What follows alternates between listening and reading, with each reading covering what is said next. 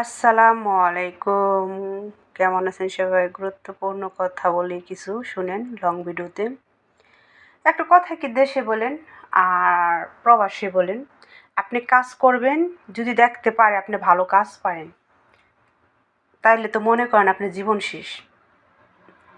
আপনার এই কাজ করাইতে করাইতে আপনার জীবনটা শেষ করে দিব, ভাই তেনে বানা মানে দিব।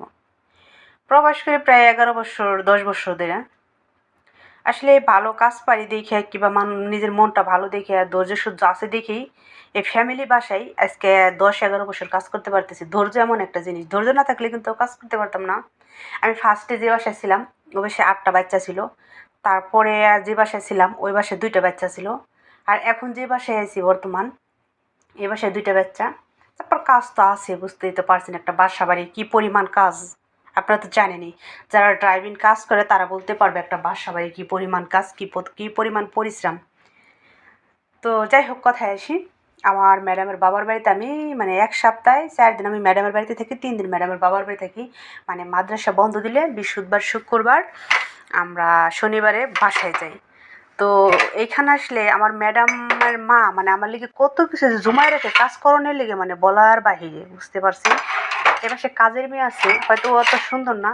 তো যাই হোক, আল্লাহর তৈরি মানুষ, মানুষকে নিন্দান ভালো না। ওকে ওর মতো আল্লাহ বানাইছে, তার হাতে শুধু ঘর মুছা আর প্লেট ধোয়, আর কোনো কাজ তাকে করতে, রান্নার কোনো কাজ, খানা বাড়ার কোনো কাজ, গাহুয়া বানান, চা বানান, এগুলো কোনো কাজও করতে দেয় না। মানে আমি কবে আসুম তাই, ঠিক আছে। আর আমার ম্যাডামের বাড়ি আগে কাজের মানুষ ছিল, তখন ও করতো। এই যে আমি আইসি এগুলোতে মধু ঢালবো, এই মনে করেন এই ডিব্বেগুলো আমার তো ধোয়াইতে হইব, মানে কাজের মেয়েদের ধোয় না, মানে এতটা পরিষ্কার মানে মনে করে।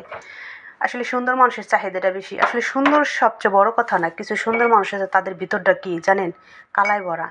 মানুষের মন সুন্দর, মানুষের ব্যবহার সুন্দর, ওইটাই সবচেয়ে ইম্পর্টেন্ট। আমরা আসলে সুন্দর মানুষ খুঁজি, আসলে কিন্তু কিছু মানুষ আছে তারা কালো হইলেও তাদের মনটা কিন্তু অনেক ভালো, তাদের ব্যবহারে মানে অনেক মানুষ সন্তুষ্ট। এটা আমরা কেউ বুঝতেই পারি না, ঠিক আছে, এটা আমরা কেউ বুঝতেই পারি না। এই যে দেখেন এগুলোর মধ্যে মধু ঢালবো, মধু কিনে আনছে 5 কিলো, এগুলো আমাদের ধোয়াইলো। আর এখানে আসলে আমি বাংলাদেশে ফোন ধরার টাইম পাই না, নিজে খাওয়ার টাইমও পাই না, ঠিক আছে। ঘুমাইতে ঘুমাইতে সকাল 6টা বাজে, আবার উঠতে হয় 9টা বাজে। কারণ এখানে আসলে ম্যাডামের মা কোনো কাজই করবো না। বাসাটা বিশাল বড়।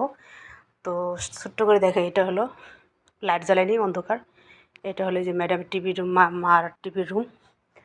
আর মনে করেন এর সমস্ত বাসায় ঘরটর মুছতে গেলে একটা মেয়ের কতটা সময় লাগে, কতটা জার্নি করে।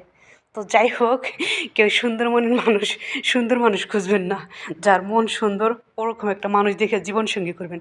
আপু বলেন বা